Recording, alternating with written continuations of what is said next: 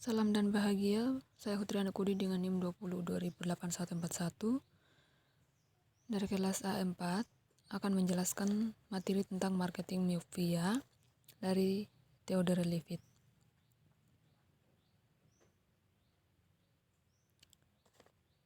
Apa itu pemasaran miopia? Pemasaran miopia pertama kali diungkapkan dalam sebuah artikel oleh Theodore Levitt di Harvard Business Review adalah pendekatan pemasaran berpandangan pendek dan hanya berfokus pada pemenuhan kebutuhan mendesak perusahaan, bukan berfokus pada pemasaran berdasarkan sudut pandang dan kebutuhan konsumen. Pemasaran miopia adalah situasi ketika sebuah perusahaan memiliki pendekatan pemasaran yang berpikir sempit dan berfokus hanya pada suatu aspek dari banyak kemungkinan opsi pemasaran yang tersedia.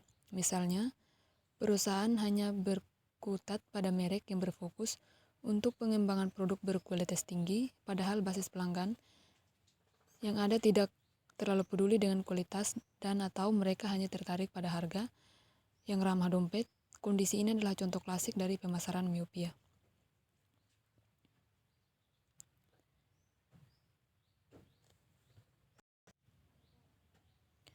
Pemasaran miopia muncul ketika tujuan pemasaran jangka pendek lebih dipentingkan daripada tujuan jangka panjang. Beberapa contohnya adalah yang pertama, lebih fokus pada penjualan daripada membangun hubungan dengan pelanggan. Yang kedua, memprediksi pertumbuhan tanpa melakukan penelitian tepat. Yang ketiga, produksi massal tanpa mengetahui permintaan. Yang selanjutnya mementingkan hanya satu aspek dari atribut pemasaran tanpa berfokus pada apa yang sebenarnya diinginkan pelanggan. Yang terakhir, tidak ada perubahan dengan lingkungan konsumen yang dinamis. Yang selanjutnya, kesalahan analisis. Beberapa orang mungkin berargumen bahwa adalah bodoh untuk memasang rel kereta api dengan aluminium atau film dari kaca. Bukankah aluminium dari kaca secara alami sangat serbaguna, sehingga industri pasti memiliki peluang pertumbuhan lebih besar daripada rel kereta api dan film? Pandangan ini melakukan kesalahan yang telah saya bicarakan. Ini mendefinisikan industri atau produk atau sekelompok pengetahuan begitu sempit untuk menjamin penuaan dini.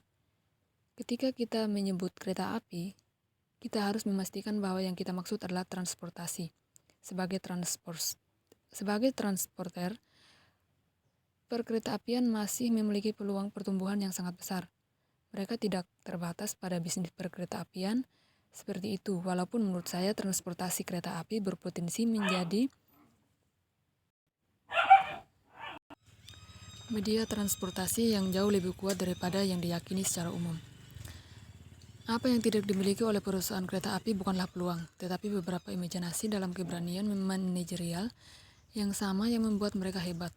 Bahkan seorang amatir seperti Jack Barzan dapat melihat apa yang kurang ketika dia berkata, "Saya sedih melihat organisasi fisik dan sosial paling maju abad terakhir ini jatuh dalam aib yang lusuh karena kurangnya imajinasi kompresif yang sama yang membangun.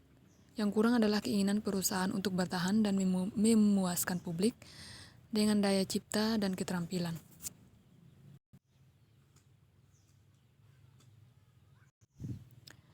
Yang selanjutnya, bayang-bayang keusangan. Mustahil untuk menyebutkan satu industri besar yang pada waktunya tidak memenuhi syarat atau sebutan ajaib industri pertumbuhan. Dalam setiap kasus, kekuatan yang diasumsikan terletak pada keunggulan produksinya yang tampak tak tertandingi. Tampaknya tidak ada pengganti yang efektif untuk itu. Itu sendiri merupakan pengganti yang kabur untuk produk yang diganti dengan penuh kemenangan. Namun, satu demi satu dari industri terkenal ini telah berada di bawah bayang-bayang. Mari kita lihat secara singkat beberapa di antaranya. Contohnya adalah utilitas listrik. Utilitas listrik ini adalah salah satu dari produk yang dianggap tanpa pengganti yang telah bertahta di atas tumpuan pertumbuhan yang tak terkalahkan. Saat lampu pijar datang, lampu minyak tanah pun habis. Kemudian kincir angin dan mesin uap dipotong menjadi pita oleh fleksibilitas, keandalan, kesederhanaan, dan ketersediaan motor listrik yang mudah. Kemakmuran utilitas listrik terus menjadi luar biasa karena rumah diubah menjadi museum peralatan listrik. Bagaimana orang bisa ketinggalan dengan berinvestasi dalam utilitas tanpa persaingan, hanya pertumbuhan ke depan? Tapi pandangan kedua tidak begitu menghibur. Sejumlah perusahaan utilitas tidak maju dengan baik. Mengembangkan sel bahan bakar kimia yang kuat dapat disimpan di lemari tersembunyi di setiap rumah yang secara diam-diam mematikan tenaga listrik. Saluran listrik yang memvulgarisasi, begitu banyak lingkungan akan dihilangkan. Begitu juga dengan pembongkaran jalan-jalan dan gangguan layanan yang tak ada habisnya selama badai. Juga di Cakrawala adalah energi surya, sekali lagi dipelopori oleh tidak ada perusahaan utilitas. Siapa bilang utilitas tidak memiliki persaingan? Mereka mungkin monopoli alami sekarang, tetapi besok mereka mungkin kematian alami. Untuk menghindari prospek ini, mereka harus mengembangkan sel bahan bakar energi surya dan sumber daya lainnya. Untuk bertahan hidup, mereka sendiri merencanakan keusangan dari apa yang sekarang menghasilkan mata pencaharian mereka. Yang selanjutnya, siklus menipu diri sendiri. Sebagai contoh, sulit bagi orang-orang yang saat ini dengan percaya diri memuji kemparan Mesias elektronik dan bahan kimia untuk melihat bagaimana hal-hal bisa dengan salah dengan industri yang sedang berjalan. Mungkin mereka juga tidak bisa melihat beberapa yang masuk akal. Pengusaha yang bijaksana bisa saja sama rabunnya dengan jutawan Boston yang terkenal yang 50 tahun secara tidak sengaja menghukum ahli warisnya dengan kemiskinan dengan menetapkan bahwa seluruh hartanya miliknya selamanya diinvestasikan secara eksklusif dan sekuritas mobil jalanan listrik. Pernyataan anumertanya akan selalu ada permintaan besar untuk transportasi perkotaan yang efisien. Bukanlah penguburan bagi ahli pewarisnya yang menopang hidup dengan memompa bensin di stasiun pengisian bahan bakar mobil. Namun, dalam survei kasual yang baru-baru ini saya lakukan, di antara sekelompok eksekutif bisnis yang cerdas, hampir setengahnya setuju bahwa akan sulit untuk melukai ahli waris dengan mengingatkan harta mereka selama ke industri elektronik. Ada 4 kondisi yang bisa menjamin siklus menipu diri sendiri ini. Yang pertama, keyakinan bahwa pertumbuhan dijamin oleh populasi yang berkembang dan lebih makmur. Yang kedua, keyakinan bahwa tidak ada substitusi kompetitif untuk produksi utama industri. Yang ketiga, terlalu percaya bahwa produksi massal dan keuntungan dari penurunan biaya per unit yang cepat saat output meningkat.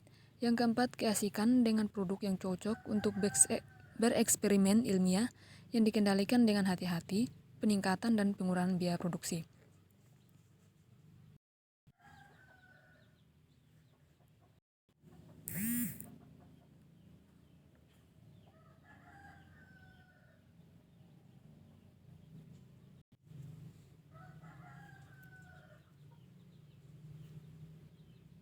Yang selanjutnya adalah mitos populasi. Keyakinan bahwa keuntungan dijamin oleh populasi yang berkembang dan lebih makmur sangat disukai oleh setiap industri. Ini menghilangkan kekhawatiran yang dirasakan semua orang tentang masa depan. Jika konsumen berlipat ganda dan juga membeli lebih banyak produksi atau layanan Anda dapat menghadapi masa depan dengan jauh lebih nyaman daripada jika pasar menyusut. Pasar yang berkembang membuat produsen tidak perlu berpikir terlalu keras atau imajinatif. Jika berpikir merupakan respon intelektual terhadap suatu masalah, maka ketiadaan masalah menyebabkan ketiadaan pemikiran. Jika produk Anda memiliki pasar yang berkembang secara otomatis, maka Anda tidak terlalu memikirkan bagaimana cara mengembangkannya. Salah satu contoh yang paling menarik dari hal ini adalah diberikan oleh industri perminyakan.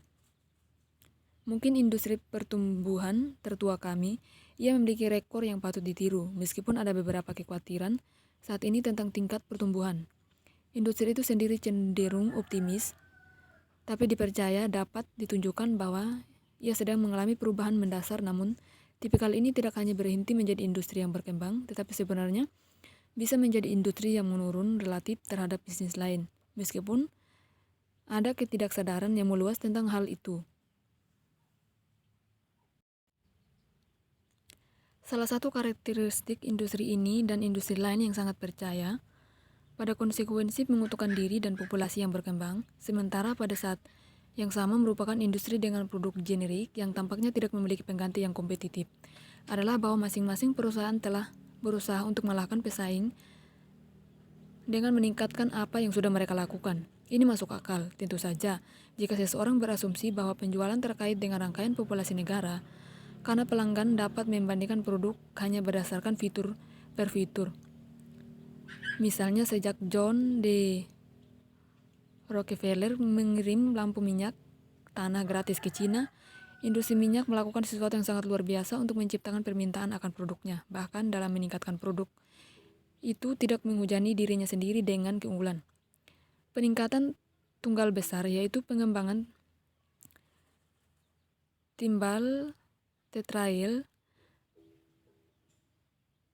datang dari luar industri, khususnya dari General Motor dan DuPont. Kontribusi besar yang diberikan oleh industri itu sendiri terbatas pada teknologi, eksplorasi, produksi, dan pemurnian minyak. Nah, kesimpulan dari materi ini adalah kurang dari 75 tahun yang lalu, perkeretaapian Amerika menikmati loyalitas yang kuat di antara Wall Street yang cerdik. Raja-raja Eropa banyak berinvestasi di dalamnya. Kekayaan abadi dianggap sebagai berkah bagi siapa yang dapat mengumpulkan beberapa ribu dolar untuk dimasukkan ke dalam persediaan kereta api. Tidak ada bentuk transportasi lain yang dapat menandingi kereta api dalam hal kecepatan, fleksibilitas, daya tahan, ekonomi, dan potensi pertumbuhan. Seperti yang dikatakan Jacques Berson, pada pergantian abad itu adalah sebuah institusi, citra manusia, tradisi, kode kehormatan, sumber puisi, pembibitan keinginan, masa kanak-kanak, main luhur, dan yang paling mesin khusyuk di sebelah mobil jenazah pemakaman yang menandai zaman dalam kehidupan manusia. Saya bahkan setelah munculnya mobil, trek, dan pesawat terbang, konglomerat kereta api tetap percaya diri tanpa gangguan. Jika Anda memberi waktu mereka 60 tahun yang lalu, bahwa dalam 30 tahun mereka akan tersungkur, bangkrut, dan memohon subsidi pemerintah, mereka akan mengira Anda benar-benar gila. Masa depan seperti itu sama sekali tidak dianggap mungkin. Itu bahkan bukan topik yang bisa didiskusikan atau pertanyaan yang bisa diajukan, atau masalah yang menurut orang waras layak untuk dispekulasikan. Pikiran itu sangat gila, namun banyak gagasan gila sekali memiliki perimaan fakta-fakta, misalnya gagasan tabung logam 100 ton bergerak mulus di udara 20.000 kaki di atas bumi. Demikian penyampaian dari saya, kurang dan lebihnya saya mohon maaf. Terima kasih, salam dan bahagia.